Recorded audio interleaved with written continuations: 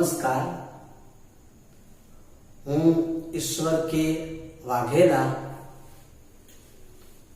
IEDSS अंतर्गत समग्र शिक्षा अभियान में आणंद जिल्लाना सोजित्रा तालुका में प्रज्ञाचक्षु बाळको माटे विशिष्ट शिक्षक तरीके छेल्ला 18 वर्षथी फरज बजावुं छुं। आ विडियो में आजनो विषय छे दिव्यांग बाळकोनुं पीयर सपोर्ट द्वारा शिक्षण अने विकासनी प्रवृत्ति। हवे अहींया पीयरनो अर्थ शाळामां अने वर्गखंडमां सहपाठी तरीके एवो थाय छे। विषय बहु खूब सरस छे।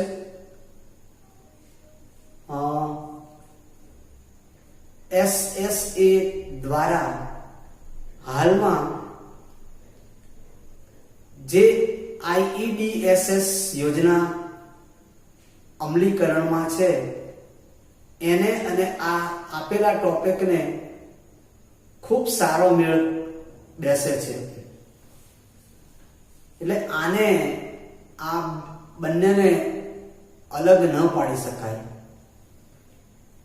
પીયર એટલે સહપાઠી। હવે સહપાઠી એટલે કે સહાધ્યાયી અને એનો સપોર્ટ। સપોર્ટ તો મારી દ્રષ્ટિએ બધાને એકબીજાના સપોર્ટની જરૂર તો પડે જ છે। એ दृष्टिहीन होय के दृष्टिवान होय, दृष्टिवान ने दृष्टिवान ना सपोर्ट नी जरूर पड़े छे ज, तो पछी दृष्टिहीन ने दृष्टिवान ना सपोर्ट नी जरूर पड़े ज। सपोर्ट वगर एक बीजाना सपोर्ट वगर कोई काम सहेलू बनतुं नथी। तो ज्यारे अहींया वर्गखंड में दिव्यांग बाळकोना सहपाठी तरीके जे आपणे मदद आपवानी छे ने अपावानी छे ए खूब एक सारी बात छे।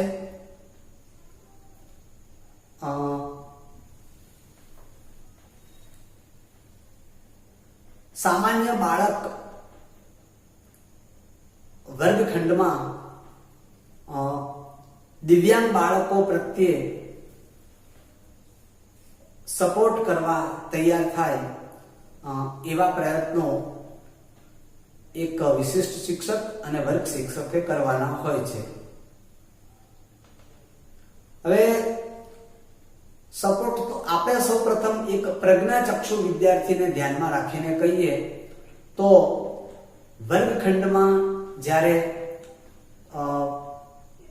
विषय शिक्षक भणावता होय त्यारे तेनी बाजुमां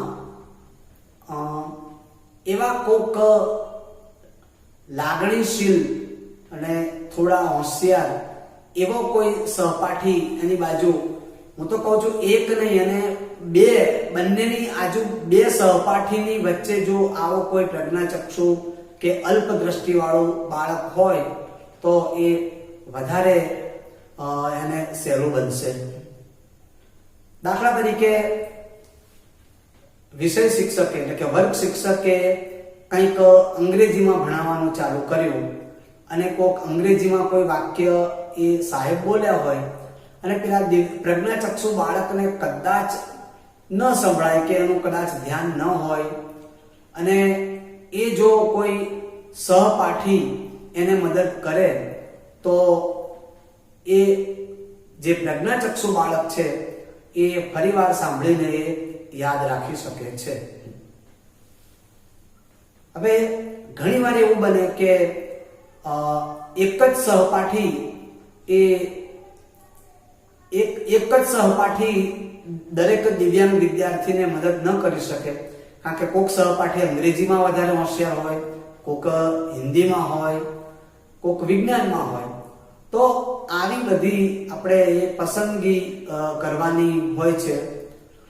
પણ સહપાઠી પણ કેવા, જે કે ખરેખર મદદ કરવા માટે તૈયાર થાય, સાચા દિલથી લાગણીશીલ હોય અને એનામાં મદદ કરવાની ભાવના હોય, પોતાનો થોડો સમય આપી શકે એમ હોય, તો આવા સહપાઠીની પસંદગી એક સ્પેશિયલ ટીચરે અને વર્ગ શિક્ષકે થઈને આપણે એ કરવાના હોય છે, જેથી કરીને પરસ્પર બંનેનું હિત સચવાય. સામાન્ય વિદ્યાર્થી સહપાઠી તરીકે મદદ કરે એટલે એનું પોતાનું પણ નુકસાન ન જવું જોઈએ. શિક્ષણ એ બંનેને મેળવવાનો હક છે, એટલે એ પણ આપણે વિચારવું રહ્યું. તો આવી રીતે જો એક વિષય પ્રમાણે એને લાગણીશીલ વિદ્યાર્થી તૈયાર કરવામાં આવે તો એ ઘણું સારી બાબત છે. હવે વર્ગમાં તો એ સહપાઠી મદદ કરે દિવ્યાંગ વિદ્યાર્થીને, પણ વર્ગખંડ સિવાય શાળામાં એને ક્યાંક આવવા જવામાં, કારણ કે શાળામાં રિસેસ જ્યારે પડે ત્યારે કઈ નાસ્તો કરવો હોય, બીજી રીતે એને કઈ મદદરૂપ બનવાનું હોય, તો એવા સમયે પણ આ સામાન્ય વિદ્યાર્થી કોઈ શરમ સંકોચ ન અનુભવે એવી રીતે આપણે એની પસંદગી કરવાની હોય છે. હવે ઇંગ્લિશ હોય કે હિન્દી હોય, ગણિત હોય, કોઈ પણ વિષયમાં જો આ બાબતનું ધ્યાનમાં રાખીને કરવામાં આવે તો આ દિવ્યાંગ બાળક છે એ સારી રીતે પોતાનું જે શિક્ષણ છે એ મેળવી શકે છે. હવે આમાં શું છે કે સહપાઠી મદદ કરવા તૈયાર થાય એવા કેટલાક પ્રયત્નો આપણે કરી શકાય. પહેલા એને આપણે વર્ગખંડમાં શિક્ષક સામાન્ય વિદ્યાર્થીઓને આખી વાત સમજાવે કે ભાઈ આપણા જ વર્ગમાં એક આવા દિવ્યાંગ બાળકો છે, એમને આપણે મદદરૂપ કરવાની છે, આપણે એમને મદદરૂપ થવાનું છે, એવા પ્રયત્નો કરાય. પછી ત્યારબાદ પ્રાર્થના સભામાં આ મદદ અંગેની વાત કરવામાં આવે, અને જો કોઈ મદદરૂપ બનવા તૈયાર થાય તો એવા સામાન્ય બાળકને કંઈક એવું સન્માન કરવામાં આવે તો 100% આવા બીજા પણ સામાન્ય બાળક દિવ્યાંગ બાળકોના સપોર્ટમાં 100% તૈયાર થાય છે. હવે આમાં એને મદદરૂપ તો થયા તો દિવ્યાંગ બાળકોને પણ ફાયદા થાય છે. કેવી રીતે? તો ઘણીવાર વર્ગમાં આ દિવ્યાંગ બાળકો આપણે જોઈએ છે ઘણીવાર કે એ એક કે બે જે દિવ્યાંગ બાળકો હોય, પ્રજ્ઞાચક્ષુ હોય કે મતિમંદ વાળા એમાં હોય, તો એ ઘણીવાર એ એકલા બેસી રહેતા હોય છે અને પોતે થોડીક મૂંઝવણ અનુભવતા હોય છે. પણ જો આવા સામાન્ય વિદ્યાર્થીઓ સપોર્ટ કરે અને ધીમે ધીમે એ એમના એક મિત્રો બની જતા હોય છે, એટલે દિવ્યાંગ બાળકને એક નવો સામાન્ય મિત્ર એટલે કે એક નોર્મલ મિત્ર મળે છે. દિવ્યાંગ બાળકોનો સમાજમાં સ્વીકાર થાય છે. તો ઘરે પણ એને આવવા જવામાં જો કોઈ તકલીફ હોય અને ઘરે પણ આવા બાળકો જો એકલા અટુલા બેસી રહેતા હોય છે, કોઈ પ્રજ્ઞાચક્ષુ બાળક હોય, ભાઈ બહેન હોય, તો જો પેલો સામાન્ય બાળક જો એના ઘરની બાજુમાં જ રહેતો હોય અથવા ઘરેથી દૂર સહેજ રહેતા હોય, તો એને સમયની અનુકૂળતા પ્રમાણે એને ઘરે મદદ કરવા આવે, ગૃહ કાર્ય કરવામાં કે એને શાળાએ લઈ જવામાં, શાળાથી ઘર સુધી મૂકી જવામાં, જો આવી રીતે એ મદદરૂપ થાય તો ધીમે ધીમે તેની ઘરની આજુબાજુના લોકો, સામાન્ય લોકો એનો સ્વીકાર કરે છે અને એ સામાન્ય વિદ્યાર્થીના સહકારથી પેલો હોશિયાર થાય છે.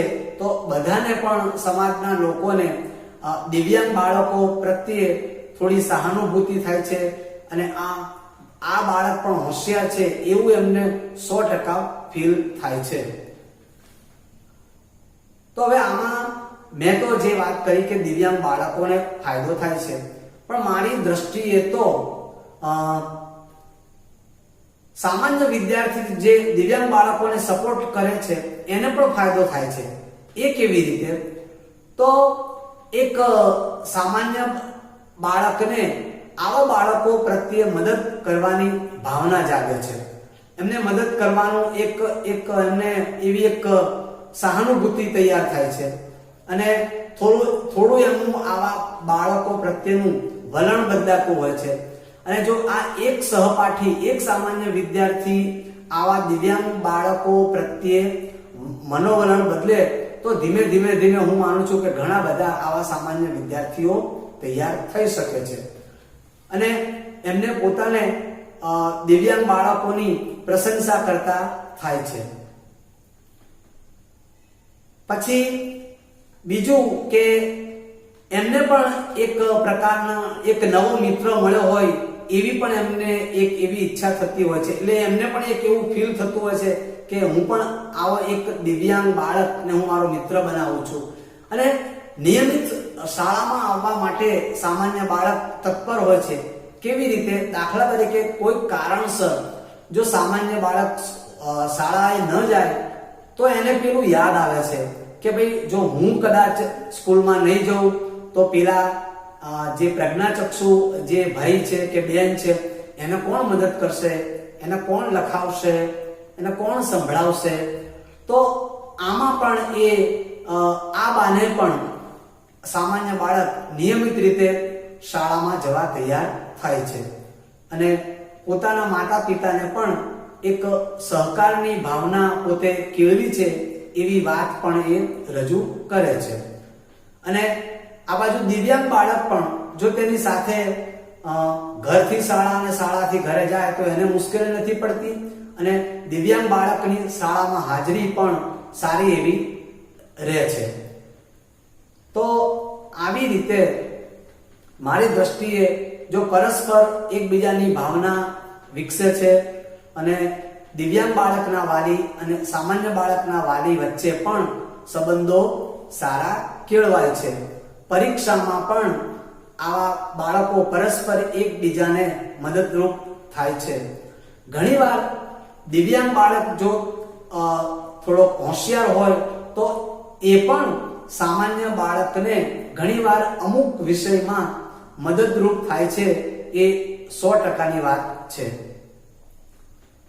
તો આવા દિવ્યાંગ બાળકોને મદદ કરવા માટે મેં કહ્યું એમ યોગ્ય સહપાઠીની એટલે કે યોગ્ય એવો એક સામાન્ય વિદ્યાર્થીની પસંદ કરવામાં આવે તો બંનેનો વિકાસ સમાંતરે થતો હોય છે. બંનેની વિકાસની પ્રવૃત્તિ એક સમાન થતી હોય છે. આમાં કઈ કોઈનું નુકસાન સમયનું કે કોઈ એવી આર્થિક રીતે કોઈનું નુકસાન થતું નથી, પણ એક શાળામાં અને સમાજમાં એક ખૂબ સારો મેસેજ જાય છે. અને આ દ્વારા જો આવી રીતે આપણે એક શાળાથી શરૂઆત કરીએ તો કદાચ ધીમે ધીમે ગામ, રાજ્ય અને આખા રાષ્ટ્રમાં આવી એક ભાવના, આવો એક સંદેશો જો ખૂબ પસાર થાય તો હું માનું છું કે ધીમે ધીમે આવા બાળકો, દિવ્યાંગ બાળકો પોતાનું પરિવારમાં અને સમાજમાં અને દેશમાં નામ રોશન કરશે.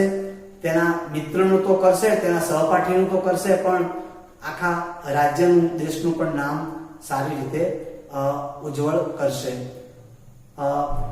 હું અહીંયા આ વિષયને અનુરૂપ મેં મારું પ્રવચન આપ્યું છે. હવે બીજા એક નવા વિષય સાથે ફરીથી આપણે મળીશું. જય હિન્દ, જય ભારત. અસ્તુ.